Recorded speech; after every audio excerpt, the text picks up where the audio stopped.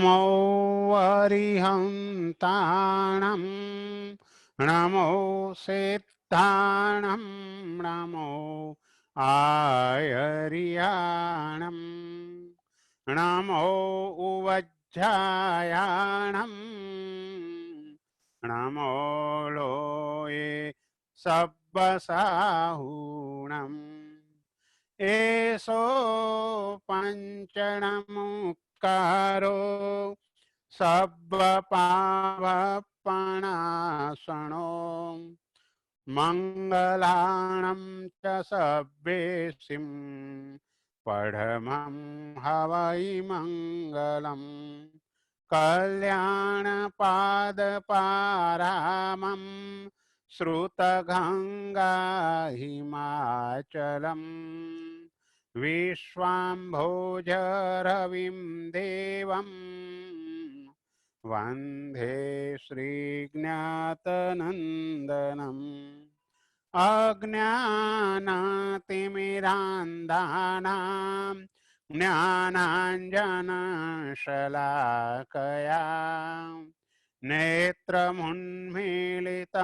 येन तस्मै श्रीगुरवे नमः। નવતત્વ પ્રકરણના સ્વાધ્યાયનો આજે ત્રીજો દિવસ છે. પહેલા દિવસે નવતત્વના નામ, વ્યાખ્યા, હેય જ્ઞેય ઉપાદેયમાં વર્ગીકરણ, રૂપી અરૂપીમાં વર્ગીકરણ, જીવ અને અજીવમાં વર્ગીકરણ વગેરે વાત કરી. બીજી વખતે દ્રવ્યથી અને ભાવથી જીવ તત્વથી લઈને સંવર તત્વ સુધીની વાત કરી અને આજે ફરીથી જીવ તત્વથી માત્ર સામાન્ય વાત કરી અને નિર્જરા બંધ મોક્ષની વાત આપણે કરીએ છીએ. દ્રવ્ય જીવ એટલે જે દ્રવ્ય પ્રાણોને ધારણ કરે તે દ્રવ્ય જીવ.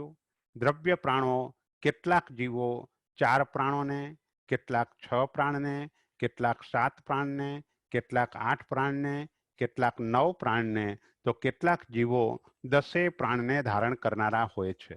એકેન્દ્રિય જીવો 4 પ્રાણને, બેઇન્દ્રિય જીવો 6 પ્રાણને, તેન્દ્રિય જીવો 7 પ્રાણને, ચૌરેન્દ્રિય જીવો 8 પ્રાણને, અસંગની પંચેન્દ્રિય જીવો 9 પ્રાણને અને સંગની પંચેન્દ્રિય જીવો 10 પ્રાણોને ધારણ કરનારા હોય છે. આ વાત નવતત્વની 7મી ગાથાની અંદર પણ આવશે. તો આ રીતે દ્રવ્ય પ્રાણોને ધારણ કરે તે દ્રવ્ય જીવ અને ભાવ પ્રાણો એટલે જ્ઞાન, દર્શન, ચારિત્ર વગેરે આત્માના અનંત ગુણો અને એને ધારણ કરનાર તે ભાવ જીવ. એમ દ્રવ્ય આત્મા વિષય કસાયથી ખરડાયેલો આત્મા તે દ્રવ્ય આત્મા, વિષય કસાય રહિત આત્મા તે ભાવ આત્મા. વિષય કસાય રહિત એટલે વિતરાગ, સર્વજ્ઞ, સિદ્ધ પરમાત્માઓ તે વિષય કસાય રહિત છે તે ભાવ આત્માઓ છે. દ્રવ્ય અજીવ, જે અજીવ પોતાની મુખ્ય અર્થ ક્રિયામાં ન પ્રવર્તતું હોય એટલે વપરાશમાં ન હોય તે દ્રવ્ય અજીવ અને જે અજીવનો વપરાશ ચાલુ હોય તે ભાવ અજીવ. દાખલા તરીકે પેન જ્યારે વાપરવાના ઉપયોગમાં લઈએ, લખવાના ઉપયોગમાં લઈએ ત્યારે ભાવ પેન કહેવાય, ભાવ અજીવ કહેવાય અને જે સમયે એનો વપરાશ ન થતો હોય તે સમયે દ્રવ્ય પેન અથવા તો દ્રવ્ય અજીવ કહેવાય. અહીં દરેક જગ્યાએ દ્રવ્ય એટલે ગૌણ, ભાવ એટલે મુખ્ય. એમ દ્રવ્ય પુણ્ય, શુભ કર્મના પૂતગલો તે દ્રવ્ય પુણ્ય અને શુભ કર્મના પૂતગલો આવવામાં આત્માનો જે શુભ અધ્યવસાય તે ભાવ પુણ્ય, અથવા શુભ પરિણામ રહિત શુભ ક્રિયા તે દ્રવ્ય પુણ્ય અને શુભ પરિણામ પૂર્વકની શુભ ક્રિયા તે ભાવ પુણ્ય, અથવા શુભ કાર્ય કર્યા પછી જીવનની સતત અનુમોદના ચાલુ રહે તો પણ તે ભાવ પુણ્ય તરીકે ઓળખાય છે. એમ દ્રવ્ય પાપ અને ભાવ પાપ. ક્રિયા પાપની હોવા છતાં પણ પરિણામ પાપનો ન હોય એવી ક્રિયા તે દ્રવ્ય પાપ અને રસપૂર્વક થતી 18માના કોઈ પણ પ્રકારના પાપસ્થાનકની ક્રિયા તે ભાવ પાપ છે. अथवा पाप कर्या पछी जीव आनंदित थाय तो पण ते भाव पाप बने छे अने तीव्र भावथी पाप कर्या पछी पण जीव तीव्र पश्चाताप करे तो ए भाव पाप पण द्रव्य पापमां रूपांतर थई जतुं होय छे। द्रव्य आश्रव शुभ अशुभ कर्मना पुद्गलो आववा ते द्रव्य आश्रव अने ए कर्मना पुद्गलो आववामां आत्मानो शुभ के अशुभ अध्यवसाय ते भाव आश्रव। संवर द्रव्य संवर संवरना परिणाम विनानी संवरनी क्रिया। संवरनी क्रिया एटले सामायिक प्रतिक्रमण पौषध अष्ट प्रवचन मातानुं पालन आ संवरनी क्रियाओ छे अने संवरना परिणाम विनानी आ बधी क्रियाओ द्रव्य संवर करावे छे अने संवरना परिणाम पूर्वकनी संवरनी क्रियाओ ते भाव संवर छे। द्रव्य निर्जरा अने भाव निर्जरा। द्रव्य निर्जरा एने अपेक्षाए अकाम निर्जरा पण कहेवाय। भाव निर्जरा एटले सकाम निर्जरा। अकाम निर्जरा इच्छा विना कष्ट सहन करवा पड़े अने एना द्वारा जे कर्मनी निर्जरा थाय तेने अकाम निर्जरा अथवा तो द्रव्य निर्जरा कहेवामां आवे छे। काम शब्दनो अर्थ ज इच्छा। सकाम एटले इच्छा पूर्वक, अकाम एटले इच्छा विना अथवा कमठनो पंचांगनी तप एटले अज्ञानपणे थतो तप एना द्वारा पण द्रव्य निर्जरा थाय। समजपूर्वक करातो तप एना द्वारा भाव निर्जरा थाय। एटले द्रव्य निर्जरा ज्यां ज्यां पण जीव सहन करी रह्यो छे परंतु क्षमताना परिणाम नथी, अनिच्छाए तेने सहन करवू पड़े छे माटे करे छे एनाथी द्रव्य निर्जरा थाय छे। पछी ए ठंडी होय गरमी होय के बीजी कोई पण प्रकारनी तकलीफो होय आ तकलीफो इच्छा विना जीव सहन करे एना द्वारा अकाम निर्जरा अने क्षमता भावपूर्वक सहन करे तो सकाम निर्जरा थाय छे। तो आ रीते आपणो 12 प्रकारनो तप ज्यारे कर्म निर्जराना लक्ष्यपूर्वक करवामां आवे छे त्यारे एना द्वारा सकाम निर्जरा थाय छे अने कोईक भौतिक कामनाना आशयथी ए तप करवामां आवे छे तो एना द्वारा अकाम निर्जरा थाय छे। अकाम निर्जरानुं प्रमाण स्वाभाविक रीते ज वधारे होय छे। एनुं कारण जीवने प्रतिकूळता स्वाभाविक रीते गमती होती नथी परंतु ते पाप कर्मना उदयथी आवी ज जती होय छे अने ते वखते जीव अनिच्छाए तेने सहन करे छे। शरीरमां रोग आवे परंतु क्षमतानो परिणाम न टके अने दुर्ध्यान थया करतुं होय तो ए रोग पण अकाम निर्जरा करावनारो बने अने क्षमतापूर्वक जे रोगने सहन करे एना द्वारा सकाम निर्जरा थती होय छे। एटले द्रव्य अने भाव निर्जरा एनी घणी आवश्यकता छे। खास करीने सम्यक दर्शन गुण प्राप्त थया पछी आवी सकाम निर्जरा थती होय छे। जेम पुण्यानुबंधी पुण्य सम्यक दर्शन प्राप्त थया पछी होय एम आ भाव निर्जरा सकाम निर्जरा ते पण सम्यक दर्शन गुण प्राप्त थया पछी आवी सकाम निर्जरा थती होय छे। द्रव्यबंध अने भावबंध।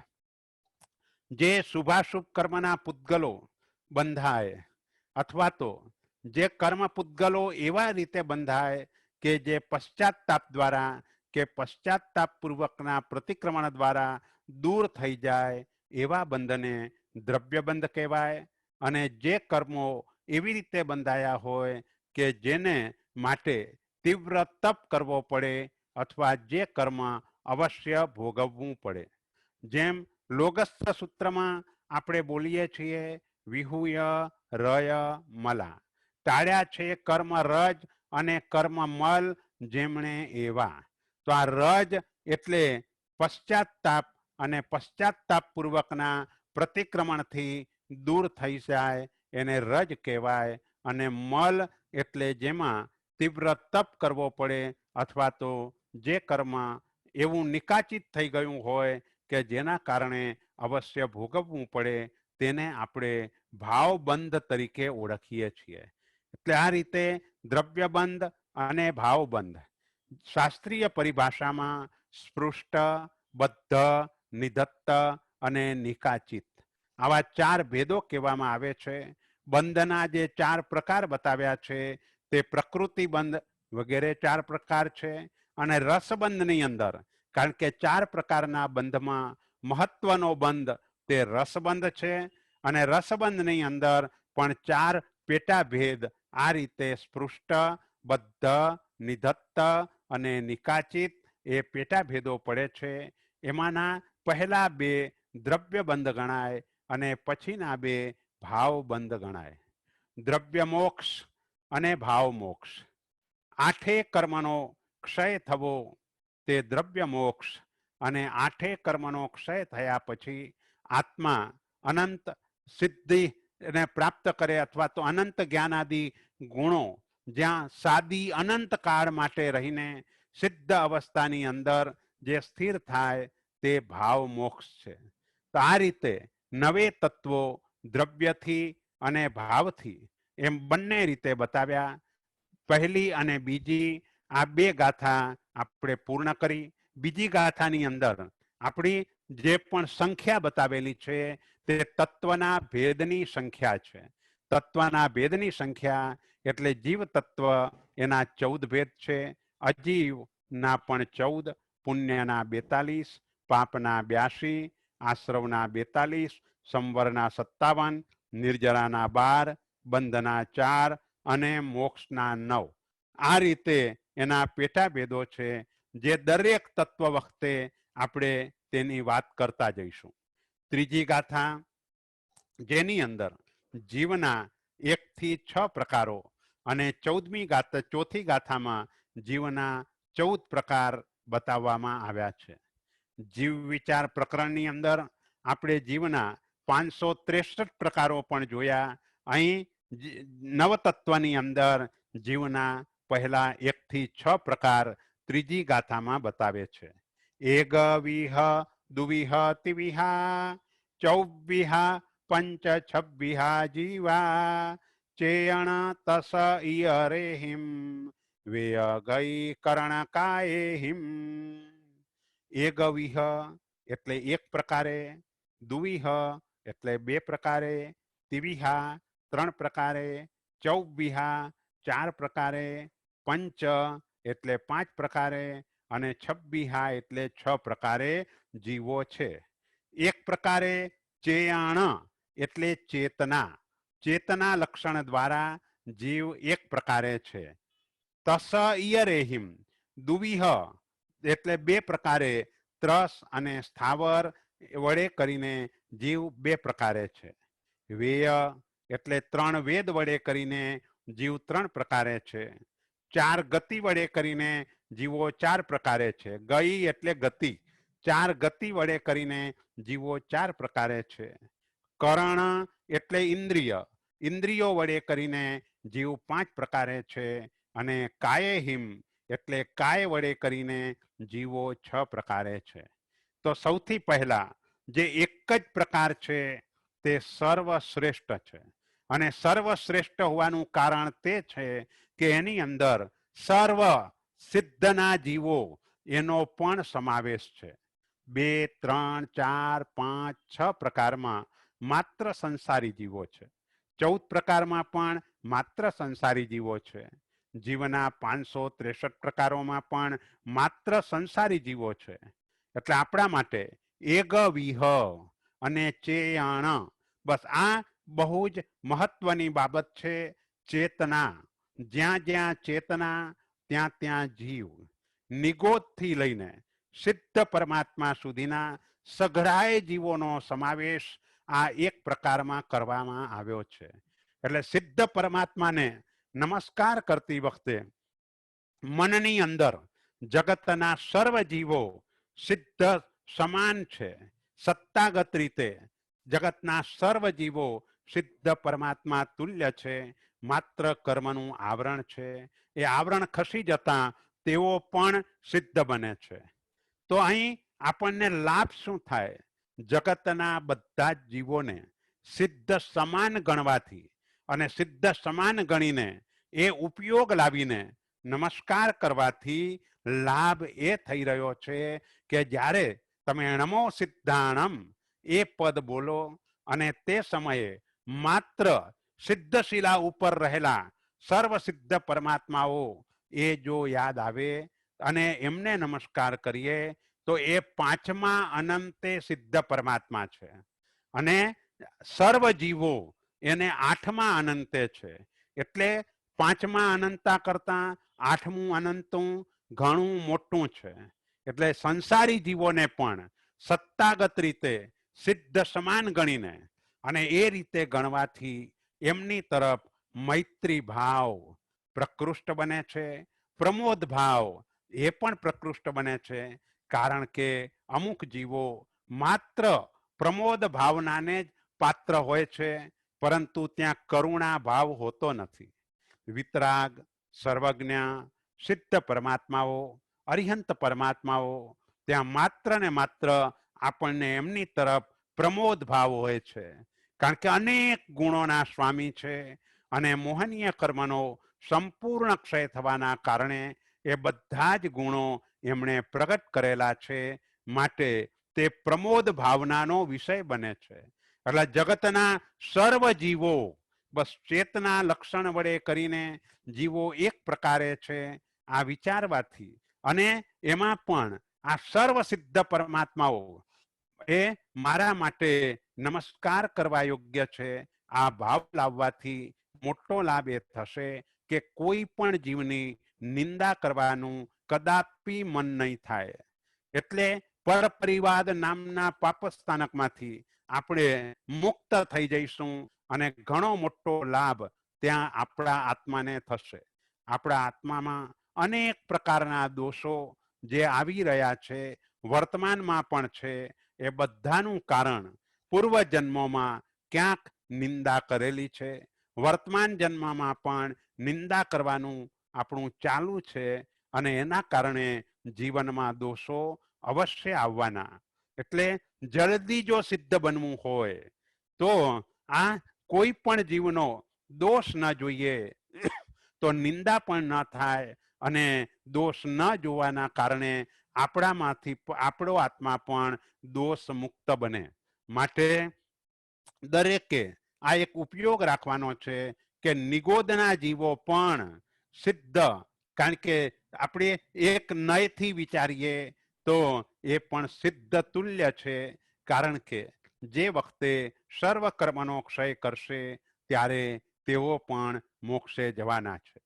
નિગોદની વાત આપણે કરી તો ઘણી વખતે એમ થાય સહેલાઈથી આ નિગોદ શબ્દ બોલી જવાય છે, પરંતુ નિગોદના જીવોને દુઃખ કેટલું હોય તો કે સાતમી નરકનો નારક જેનું આયુષ્ય 33 સાગરોપમ જેટલું છે અને એ 33 સાગરોપમના જેટલા સમયો થાય એટલી વખત કોઈ જીવ સાતમી નરકમાં જાય અને એટલી વખતની આ બધી વેદના જે પણ થઈ હોય એનાથી પણ અનેક ગણી વેદના આ નિગોદના જીવોને હોય છે. તે અવ્યક્ત રૂપે છે, તેઓ પોતાની વેદનાનું વર્ણન કરી શકતા નથી. બીજું દૃષ્ટાંત એ આપ્યું કે કોઈ આપણા 3.5 કરોડ રોમરાજીમાં એક સાથે ધકધકતી સોયો ભોંકી દે અને તે વખતે જેટલી વેદના થાય એનાથી અનેક ગણી વેદના નિગોદના જીવોને સમયે સમયે હોય છે. એટલે આ નિગોદના જીવોને પણ આપણે સિદ્ધ તુલ્ય એ રીતે ગણી રહ્યા છીએ, કારણ કે એ પણ અનંત ગુણોનો સ્વામી છે, પરંતુ તેના ઉપર કર્મનું આવરણ વધારે છે. જે દિવસે કર્મના આવરણથી મુક્ત થશે તે દિવસે તે આત્મા પણ સિદ્ધ બનશે. ઘણી વખતે આપણે વાત કરેલી છે કે 14 પૂર્વધર મહાપુરુષો જેવા પણ અનંતની સંખ્યામાં આજે નિગોદમાં છે. તેનું કારણ એ છે કે એક 14 પૂર્વનું અધ્યયન કરતા પહેલા જે નિકાચિત કર્મો ઉપાર્જન થઈ ગયા હોય એ નિકાચિત કર્મોને ભોગવવા માટે ભવાંતરની અંદર આ 14 પૂર્વધર મહાપુરુષો પણ નિગોદની અંદર પ્રમાદને વશ થઈને ચાલ્યા જતા હોય છે. પરંતુ જેને આવા નિકાચિત કર્મો નથી હોતા એ 14 પૂર્વધર જેવા મહાપુરુષો નિગોદમાં જતા હોતા નથી. એટલે આવા જીવો પણ જાય છે ત્યાં અપેક્ષા એ સમજવાની કે નિકાચિત કર્મો બંધાઈ જાય તો એને બધાએ અવશ્ય ભોગવવા જ પડે છે. અરિહંતનો આત્મા હોય એને પણ નિકાચિત કર્મ કર્યું હોય તે નિકાચિત કર્મ ભોગવવું જ પડે છે. જેમ ભગવાન મહાવીરના કાનમાં ખીલા ઠોકાયા, ભગવાન મહાવીરના આત્માને 82 દિવસ દેવાનંદાની કુક્ષીમાં રહેવું પડ્યું. શ્રેણિક મહારાજાનો જીવે હરણીનો શિકાર કરીને રાજી થયા તો આવતી 24મીમાં પ્રથમ તીર્થંકર થવાના હોવા છતાં પણ એમને પણ 84,000 વર્ષ નરકના દુઃખોને ભોગવવા પડશે. આ બધા નિકાચિત કર્મોનું પરિણામ છે.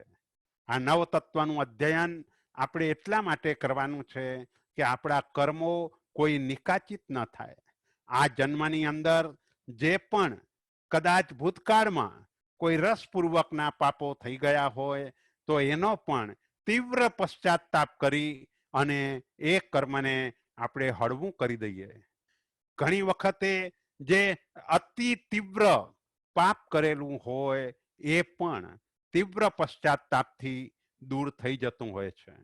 જેમ દ્રઢ પ્રહારી 4 હત્યાઓ કરી અને એ જ ભવનો તીવ્ર પશ્ચાતાપ એને એ જ ભવમાં કેવલ જ્ઞાન અપાવી દે છે. એટલે આપણા સંજ્ઞાન પ્રમાણે આપણે જે ભાવથી પાપ કર્યું છે એનાથી પણ તીવ્ર ભાવથી પશ્ચાતાપ કરીએ એટલે એ કર્મ હળવું થઈ જાય. તો આ બસ આ નવતત્વનું અધ્યયન એનું મુખ્ય કારણ આ રીતે પુણ્ય પાપ આદિની સમજ કેળવી અને આપણું જીવન શાંતિમય સમાધિમય પસાર થાય, નવા કર્મોનો બંધ બહુ જ અલ્પ પ્રમાણમાં થાય અને આ માનવ જન્મ વિશેષ રીતે કર્મની નિર્જરા કરવા માટે છે. તો નિર્જરાનું પ્રમાણ પણ આત્મામાં વધતું ચાલે એટલા માટે આપણે આ પ્રકરણનું અધ્યયન કરવાનું છે. એટલે આ એક પ્રકાર ચેતના લક્ષણથી જીવ એક પ્રકારે છે. હવે બધા જ કર્મકૃત વિભાગો છે, કારણ કે 2, 3, 4 વગેરે જે વિભાગો છે તે કર્મના કારણે પડેલા છે. જે કર્મો 2 પ્રકાર એટલે ત્રસ અને સ્થાવર. કારણ કે સંસારી જેટલા પણ જીવો છે એ બધા જ જીવો કર્મને આધીન છે. ત્રસપણામાં પણ તીવ્ર કર્મ ઉપાર્જન કરેલું હોય તો આત્મા સ્થાવર યોનિની અંદર ત્યાંથી ચાલ્યો જતો હોય છે. આપણને વર્તમાનમાં ત્રસપણું પ્રાપ્ત થયું છે પણ એની પણ સ્વકાય સ્થિતિ હોય છે. 2000 સાગરોપમ ત્યાં સુધી ઉપરા ઉપરી ત્રસપણું પ્રાપ્ત થઈ શકે. 2000 સાગરોપમ દરમિયાન જો આપણે સકલ કર્મોનો ક્ષય ન કરીએ તો આત્માને અવશ્ય સ્થાવર યોનિમાં એટલે કે પૃથ્વી, પાણી, અગ્નિ, વાયુ, વનસ્પતિની યોનિની અંદર અવશ્ય જવું પડે. માટે જીવના આ 2 પ્રકાર કેવા હોય તો કેટલાક જીવો ત્રસ નામ કર્મના ઉદયવાળા છે અને એના કારણે પોતાની ઈચ્છા મુજબ હલન ચલન વગેરે કરી શકે છે. કેટલાક જીવો સ્થાવર નામ કર્મના ઉદયવાળા છે જે તાપ આદિથી પીડિત થવા છતાં પણ તે જીવો ક્યાંયથી એ ગતિ કરી શકતા નથી. તે સ્થાવર નામ કર્મના ઉદયવાળા જીવો છે. એટલું જ નહીં પરંતુ બહુ જ નાનકડા શરીરની અંદર અસંખ્ય કે અનંત જીવોને સાથે રહેવું પડતું હોવાના કારણે એ જીવોને સંક્લેશ અતિશય વધારે હોય છે અને એટલે નવો કર્મબંધ પણ તે પ્રમાણે તે આત્માઓ કરતા હોય છે. તો આ જીવના 2 પ્રકાર એટલે ત્રસ અને સ્થાવર. જીવના 3 પ્રકાર એટલે 3 વેદ, પુરુષ વેદ, સ્ત્રી વેદ અને નપુંસક વેદ. જેટલા પણ સંસારી જીવો છે એ પ્રત્યેક સંસારી જીવો અને 3 લિંગ એ તો અવશ્ય હોય છે. પણ અહીં આપણે વેદની પણ વાત કરી રહ્યા છીએ. લિંગ અને વેદ. એ બંનેમાં તફાવત તે છે કે લિંગ એટલે માત્ર આકૃતિ અને વેદ એટલે ઈચ્છા. જે ઈચ્છા છે તે 9મા ગુણસ્થાનકની ભૂમિકા સુધી હોય છે. 9મા ગુણસ્થાનકથી ઉપર કોઈ આવી વેદ એટલે કે પુરુષને ભોગવવાની ઈચ્છા, સ્ત્રીને ભોગવવાની ઈચ્છા કે ઉભયને ભોગવવાની ઈચ્છા હોતી નથી. એટલે લિંગ તરીકે પણ 3 પ્રકારે કહેવાય અને વેદ તરીકે પણ જીવો 3 પ્રકારે કહેવાય. તો વેદમાં જે અતિ તીવ્ર સંકલેશવાળા નપુંસક વેદવાળા જીવો હોય છે, અતિ તીવ્ર સંકલેશ વખતે વેદ મોહનીય કર્મ બંધાય તો નપુંસક વેદ બંધાતો હોય છે. અને એ વેદ એ નગરના દાહ જેવો છે. ઈચ્છાઓ એવી ઊભી થાય કે તે ઈચ્છાઓથી એની તૃપ્તિ બિલકુલ ન થાય. અનેક વખત ભોગવવા છતાં પણ એની તૃપ્તિ એ થાય નહીં અને ઈચ્છાઓ વૃદ્ધિ પામતી ચાલે એવા પ્રકારનો વેદ તે નપુંસક વેદ છે. પુરુષ વેદ ઘાસના તણખલા જેવો જલ્દી ઉત્પન્ન થઈને જલ્દી શાંત થાય. સ્ત્રી વેદ બકરીની લીંડી જેવો જલ્દી ઉત્પન્ન ન થાય અને ઉત્પન્ન થઈ જાય તો જલ્દી શાંત ન થાય. નપુંસક વેદ નગરના દાહ જેવો કે જે બિલકુલ શાંત જ ન થાય. તો આ વેદની અપેક્ષાએ જીવો 3 પ્રકારે છે અને આ એક મોહનીય કર્મ છે. મોહનીય કર્મમાં આપણે 2 પ્રકાર પાડીએ છીએ, કષાય મોહનીય અને નો કષાય મોહનીય. નો કષાય મોહનીયમાં પણ હાસ્ય ષટક અને 3 વેદ આવા 2 પ્રકાર પાછા જુદા પડે છે, પરંતુ આ બધું જ ચારિત્ર મોહનીય કર્મ છે. એટલે વર્તમાનમાં પણ આપણે જોઈ રહ્યા છીએ કે કોઈને વેદ મોહનીયનો તીવ્ર ઉદય થાય છે તો ચારિત્ર સ્વીકારવા છતાં પણ એનું ચારિત્રથી પતન થતું જોઈ રહ્યા છીએ. માત્ર વર્તમાન કાળમાં જ નહીં પણ ભૂતકાળમાં પરમાત્માના સમયમાં પણ આવા પતનો થતા હતા. કારણ કે વેદ મોહનીયનો તીવ્ર ઉદય થાય, એ કર્મ નિકાચિત હોય તો પછી એ ચારિત્ર સ્વીકારવા છતાં એ ચારિત્રના કાળ દરમિયાન પણ એનો તીવ્ર ઉદય થાય અને એ ઉદય થવાથી એ આત્માનું ચારિત્રથી પતન થતું જોવા મળે છે. જેમ નંદીશ્રેણ મુનિ, આર્દ્ર કુમાર, અરણિક મુનિ આ બધા ઉત્તમ મહાપુરુષો અને તેમ છતાં પણ વેદ મોહનીયનો ઉદય થવાના કારણે એમનું સંયમ જીવનથી પતન થયું. કહેવાનો આશય એ છે કે આ જગતની અંદર જેટલા પણ જીવો, આ જગત એટલે કે સંપૂર્ણ 14 રાજલોક રૂપ આપણું વિશ્વ, એમાં જીવોના જો 3 ભાગ કરવા હોય તો કેટલાક જીવો પુરુષ સ્વરૂપે છે, કેટલાક જીવો સ્ત્રી સ્વરૂપે છે, તો કેટલાક જીવો નપુંસક સ્વરૂપે છે. આ 3 પ્રકારમાં સર્વ સંસારી જીવોનો સમાવેશ થઈ જાય છે. જીવના 4 પ્રકાર કહેવા હોય તો ગતિની અપેક્ષાએ જીવો 4 પ્રકારે છે. દેવગતિ, મનુષ્ય ગતિ, તિર્યંચ ગતિ અને નરક ગતિ. બસ આ જીવો આ 4 ગતિમાં છે. મોટી તિર્યંચ ગતિ છે. તિર્યંચ ગતિમાં જીવોની સંખ્યા ઘણી અતિ વધારે પ્રમાણમાં છે. એટલે પુરુષને આપણને ખ્યાલ છે કે મનુષ્ય ગતિની અંદર મનુષ્યોને આપણે જોઈએ છીએ. એવી જ રીતે દેવો અને નારકો એનું સ્વરૂપ પણ જાણીએ છીએ. દેવ, નારક અને મનુષ્ય આ 3ને છોડીને જેટલા પણ જીવો છે એ બધા જ જીવો તિર્યંચ ગતિના જીવો કહેવાય. એટલે એ પૃથ્વી સ્વરૂપે હોય, પાણી સ્વરૂપે હોય, અગ્નિ સ્વરૂપે હોય, પવન સ્વરૂપે પણ હોય, વનસ્પતિ સ્વરૂપે હોય, શંખ કોળાના સ્વરૂપમાં હોય, કીડી મકોડાના સ્વરૂપમાં હોય, ભમરા ભમરીના સ્વરૂપમાં હોય.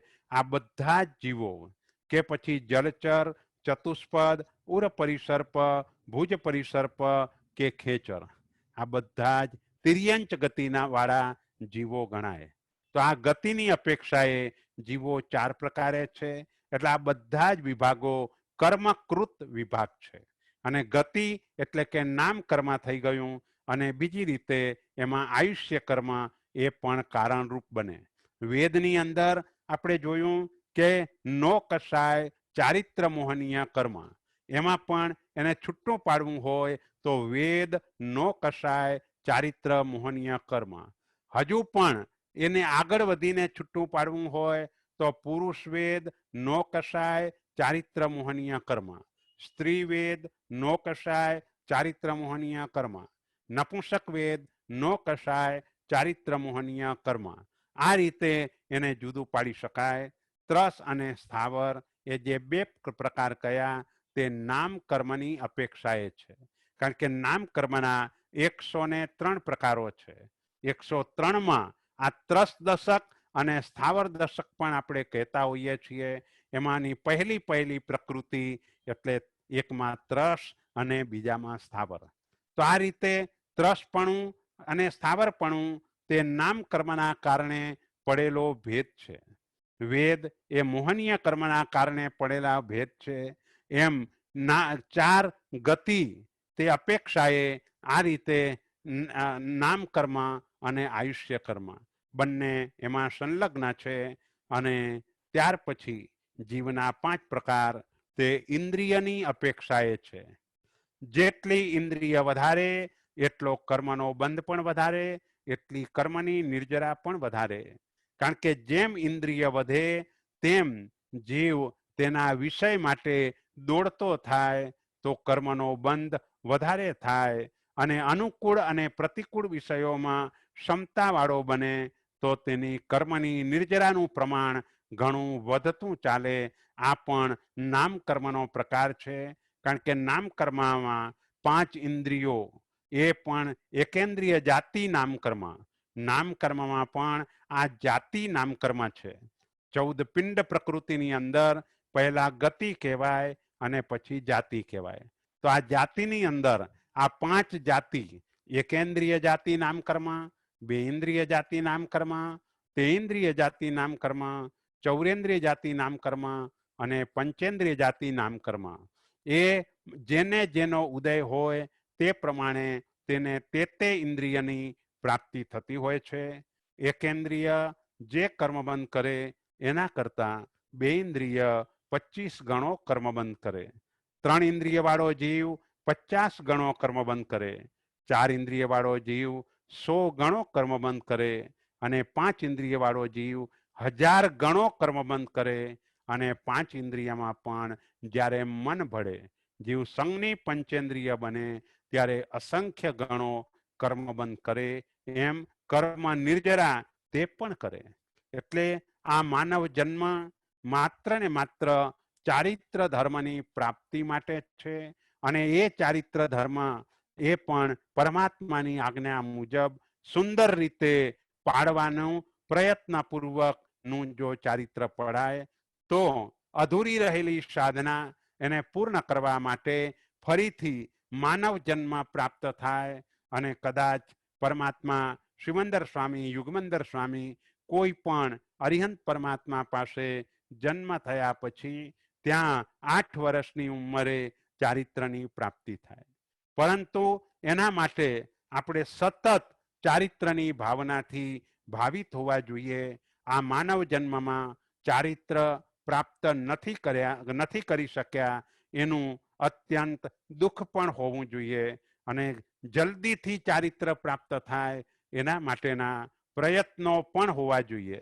જો આ બધું હોય તો ચારિત્ર સુલભ બને, નહીતર આ જન્મ જ નકામો જાય. એટલે કે આ પંચેન્દ્રિયપણામાંથી કદાચ જીવ ડાયરેક્ટ એકેન્દ્રિયપણામાં ચાલ્યો જાય, આવું પણ બની શકે. અને વર્તમાન જીવન મોટા ભાગે એવા પ્રકારનું છે કે જીવ એકેન્દ્રિયમાં સહેલાઈથી જઈ શકે એવા પ્રકારનું મોટા ભાગે આપણા બધાનું જીવન છે. કારણ કે સતત આપણી વિચારધારાને જો આપણે તપાસીએ તો મોટા ભાગે આપણે આર્ત અને રૌદ્ર ધ્યાનનું પ્રમાણ ઓછું, પરંતુ આર્ત ધ્યાન તે વધારે પ્રમાણમાં થતું હોય છે. અને એ જ આર્ત ધ્યાન અને તેમાં પણ જે આસક્તિ વગેરે પાપો જીવને એકેન્દ્રિયપણામાં લઈ જવા માટે સમર્થ બને છે. તો આ રીતે જીવના 5 પ્રકાર તે ઇન્દ્રિયની અપેક્ષાએ છે કે સંસારી જેટલા પણ જીવો છે એમાંના કેટલાક જીવો એક ઇન્દ્રિયવાળા છે, કેટલાક જીવો જે એક ઇન્દ્રિયવાળા છે તેને માત્ર સ્પર્શનેન્દ્રિય છે, કેટલાક જીવો 2 ઇન્દ્રિયવાળા છે અને જે 2 ઇન્દ્રિયવાળા છે તેની પાસે સ્પર્શનેન્દ્રિય અને રસનેન્દ્રિય આ જ 2 ઇન્દ્રિયો હોય, આના સિવાયની બીજી કોઈ જ ઇન્દ્રિયો ન હોય. જે 3 ઇન્દ્રિયવાળા હોય તેને ચામડી, જીભ અને નાક એટલે કે સ્પર્શનેન્દ્રિય, રસનેન્દ્રિય અને ઘ્રાણેન્દ્રિય આ 3 જ ઇન્દ્રિયો હોય. જે 4 ઇન્દ્રિયવાળા હોય તેને સ્પર્શનેન્દ્રિય, રસનેન્દ્રિય, ઘ્રાણેન્દ્રિય અને ચક્ષુરેન્દ્રિય એટલે કે ચામડી, જીભ, નાક અને આંખ. અને જે 5 ઇન્દ્રિયવાળા હોય એને તદુપરાંત એટલે ચામડી, જીભ, નાક અને આંખ ઉપરાંત એને કાનની પણ પ્રાપ્તિ થાય જેને શ્રોત્રેન્દ્રિય કહેવામાં આવે છે. તો આ રીતે આ જીવોના જે 1 થી 5 પ્રકાર તે પણ કર્મની અપેક્ષાએ, જાતિ નામકર્મની અપેક્ષાએ પડેલા ભેદો છે. જીવના 6 પ્રકાર પૃથ્વીકાય, અપકાય, તેવુકાય, વાવુકાય, વનસ્પતિકાય અને ત્રસકાય. આ ત્રસકાય જીવો ત્રસ નામકર્મના ઉદયવાળા હોય, પરંતુ તે જીવો માત્ર ત્રસ નાડીની અંદર જ હોય. ત્રસ નાડી 14 રાજ ઊંચી અને 1 રાજ પોળી છે અને એની આગળ પાછળ એટલે કે બંને બાજુ બીજે પણ ખાલી જગ્યાઓ હોય છે. ત્યાં સ્થાવર જીવો ઠાંસીને ભરેલા હોય છે, સૂક્ષ્મ જીવો ઠાંસીને ભરેલા હોય છે. તો આ રીતે જીવના 6 પ્રકાર એ પણ આ એક કર્મકૃત અવસ્થા છે. 6 માંથી 5 એકેન્દ્રિયના જુદા જુદા ભેદો બતાવ્યા. પૃથ્વીકાય એટલે કેટલાક જીવો પૃથ્વી સ્વરૂપે છે, કેટલાક જીવો પાણીના સ્વરૂપમાં છે, કેટલાક જીવો અગ્નિના સ્વરૂપમાં છે, કેટલાક જીવો પવનના સ્વરૂપમાં છે, કેટલાક જીવો વનસ્પતિના સ્વરૂપમાં છે. અને આપણે ત્યાં એ જીવોની રક્ષા માટે મહાપુરુષોએ પોતાનું બલિદાન આપ્યું હોય. જેમ ગજસુ કુમાર મુનિ જેમને તેવુકાયના જીવો એને બચાવવા માટે થઈને ધગધગતા અંગારાની સગડી માથા ઉપર હોવા છતાં પણ એ જીવોને ક્યાંય વેદના ન થાય માટે પોતે ટટ્ટાર જ ઊભા રહ્યા, જરા પણ મસ્તકને નીચે નમાવ્યું નહીં. એમ અપકાયને પણ વેદના ન થાય એટલા માટે અર્ણિકા પુત્ર આચાર્ય કે જે માત્ર પોતાનું લોહી એની અંદર પડવાના કારણે સિદ્ધ પરમાત્માને તે યાદ કરીને કહે છે કે ધન્ય છે સિદ્ધ પરમાત્માને કે જેમને શરીર જ નથી કે જેથી કરીને કોઈ સ્થાવર જીવોની પણ વિરાધના એમણે કરવી પડતી નથી. મને શરીર મળ્યું છે માટે આ બ્લડ જે પાણીમાં પડી રહ્યું છે તો બિચારા અપકાયના જીવોને કેવી ભયાનક વેદના થતી હશે. એટલે 5 પ્રકારના સ્થાવર જીવો એને માટે થઈને બલિદાન આપનારા કેટલાય મહાપુરુષો આપણે ત્યાં થઈ ગયા છે. આપણે પણ જરૂર પૂરતું જ સંયમ જીવન સ્વીકાર્યું હોય તો એક પણ જીવની હિંસાની જરૂરિયાત રહેતી નથી, પરંતુ આપણે સંયમ જીવન નથી સ્વીકાર્યું માટે આ પૃથ્વીકાયથી વનસ્પતિકાય સુધીના જીવોની વિરાધના કરવી પડે છે. તો ઓછામાં ઓછી વિરાધનાથી આપણું જીવન કેવી રીતે ચાલે એ બાબતો આપણે જીવ વિચારમાં વિસ્તારપૂર્વક વાત કરેલી છે. તો એ રીતે વધારે ને વધારે જૈના ધર્મ આત્મસાત થઈ જાય. લાભ એના દ્વારા એ થશે કે જૈના ધર્મ જેના જીવનમાં આત્મસાત થશે એને સૌથી મોટો લાભ આપણે કહીએ છીએ કે પહેલું સુખ તે જાતે નર્યા. તંદુરસ્તીનું સુખ તેને એવા પ્રકારનું પ્રાપ્ત થશે કે પ્રત્યેક ધર્મ આરાધના એ ઉત્સાહપૂર્વક કરી શકશે.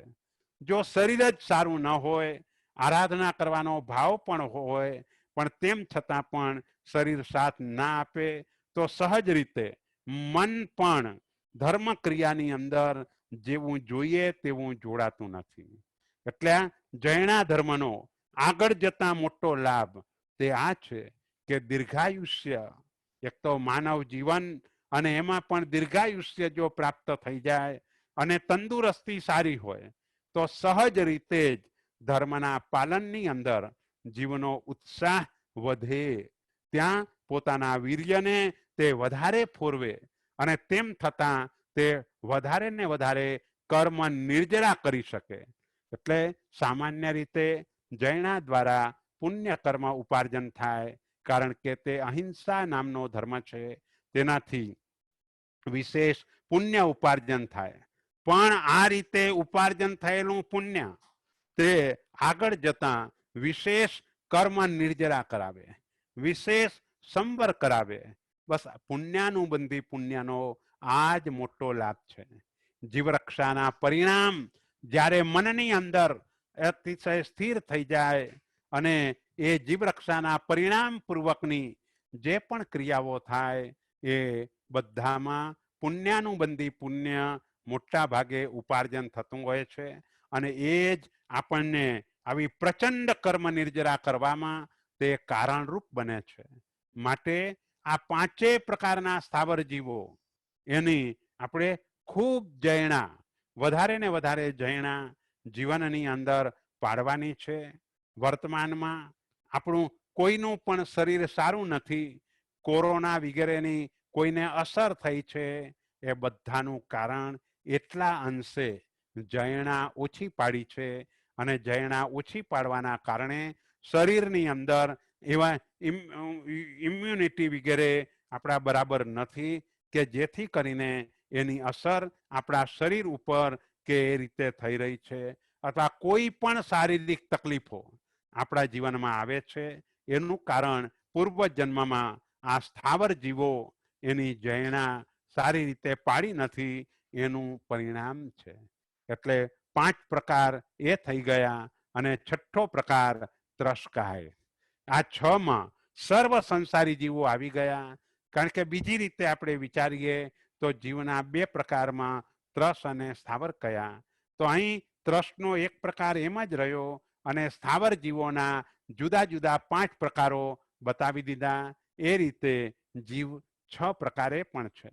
આ બધા જ સંસારી જીવો વિષય કષાયને આધીન હોવાના કારણે વધારે ને વધારે કર્મ ઉપાર્જન કરતા જતા હોય છે.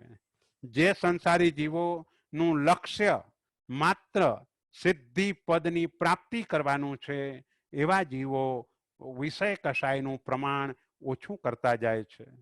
નિમિત્ત મળવા છતાં પણ તે વિષય કષાયમાં આસક્ત બનતા નથી, કારણ કે સંસાર વૃદ્ધિનું આપણા બધાનું મુખ્ય કારણ જો કોઈ હોય તો વિષય અને કષાયો છે. કારણ કે 5 ઇન્દ્રિયો એની કદાપી તૃપ્તિ થતી જ નથી. જેમ તપેલો લોઢાનો ઘોડો હોય, એના ઉપર પાણીના ટીપા નાખવામાં આવે તો એ પાણી શોષાઈ જ જતું હોય છે. એમ ઇન્દ્રિયો જે માગે તેને આપ્યા જ કરીએ તો પણ ઇન્દ્રિયોને કદાપી તૃપ્તિ થતી નથી. ઇન્દ્રિયો અતૃપ્ત જ રહે છે, એટલે એ માગે એ એને આપવાનું નથી. પરંતુ અનાદિકાળથી જીવ હંમેશા અનુકૂળ વિષયોની પાછળ દોડ્યો છે, પ્રતિકૂળ વિષયોથી તે દૂર ભાગ્યો છે, એટલે એ કુસંસ્કારો વર્તમાનમાં પણ હાજર છે. એટલે સહજ રીતે જ આ બનતું હોય છે, પરંતુ આ જન્મની અંદર આપણે એને કંટ્રોલ કરી શકીએ તેમ છીએ. અને કેટલાય મહાત્માઓ આપણે જોઈએ છે કે કેવો કંટ્રોલ કરે છે. ગોચરી વરી આવ્યા પછી એની અંદર કડિયાતું નાખી અને બધી જ ગોચરી એમ જ વાપરી જાય. તો રસનેન્દ્રિય ઉપરનો કેટલો કંટ્રોલ હોય ત્યારે આ બની શકે. એટલે 5 ઇન્દ્રિયો એના ઉપર આવો કંટ્રોલ જો આપણે કરી દઈએ તો જ આ લાભ થાય. નહીતર એ વિષયો દ્વારા જીવ કર્મ ગ્રહણ વધારે ને વધારે કરતો જાય.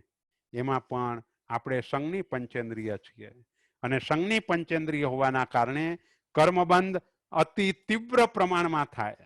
આપણે તો નિર્જરાનું પ્રમાણ વધારવાનું છે અને નિર્જરાનું પ્રમાણ તો જ વધે કે પાંચેય ઇન્દ્રિયોના અનુકૂળ વિષયોમાં રાગ ન કરીએ, પ્રતિકૂળ વિષયોમાં ઉદ્વેગ ન કરીએ. પાંચ ઇન્દ્રિયોના 23 વિષયો છે અને કશાય એ પણ જીવને સહજતાથી થઈ જતો હોય છે. જરા પણ નુકસાન થતા જ ગુસ્સો આવી જાય, જરા પણ માનપાન વધારે મળે તો અહંકાર આવી જાય, ક્યાંય મહેનત કરવા છતાંય ન મળે તો કપટ કરવાનું મન થાય, અથવા સારા દેખાવા માટે થઈને પણ કપટ કરવાનું મન થાય. અને ઈચ્છાઓ એનો કોઈ પાર જ ન હોય. અનંત ઈચ્છાઓ, જે આકાશ આવું અનંતા, આકાશ જેટલી અનંત ઈચ્છાઓ છે જેને તમે પૂરી કદાપી ન કરી શકો. આ ઈચ્છા એ જ એક પ્રકારનો લોભ કષાય છે. તો આ ચારે પ્રકારના કષાયો એના ઉપર પણ જો કંટ્રોલ કરી દેવામાં આવે તો જ આપણે 2, 3, 4, 5 વગેરે ભેદોમાં સમાવેશ આપણે કરવો નથી. એટલે આપણે માત્ર જીવનો જે એક પ્રકાર ચેતના લક્ષણ, બસ ત્યાં જ આપણો સમાવેશ થવો જોઈએ. 2, 3, 4, 5, 6, 14, 563 એ પ્રકારોમાં આપણે સમાવેશ ન થાય તે ત્યારે જ શક્ય બને કે જ્યારે આપણો આત્મા સકલ કર્મોનો ક્ષય કરે અને તે રીતે થાય. આજે ટેકનિકલ પ્રોબ્લેમના કારણે આપણે એ રીતે તકલીફ થઈ છે, તો પણ આ યુટ્યુબ ઉપર મૂકવામાં આવશે અને એ બધા જ સાંભળી લેજો. જીનાજ્ઞા વિરુદ્ધ કંઈ પણ બોલાયું હોય તો મિચ્છામિ દુક્કડમ. શિવમસ્તુ સર્વ જગત પરહિત નિરતા ભવન્તુ ભૂતગણા દોષઃ પ્રયાન્તુ નાશમ સર્વત્ર સુખી ભવતુ લોકઃ. બોલો શ્રી શંખેશ્વર પાર્શ્વનાથ ભગવાન કી જય.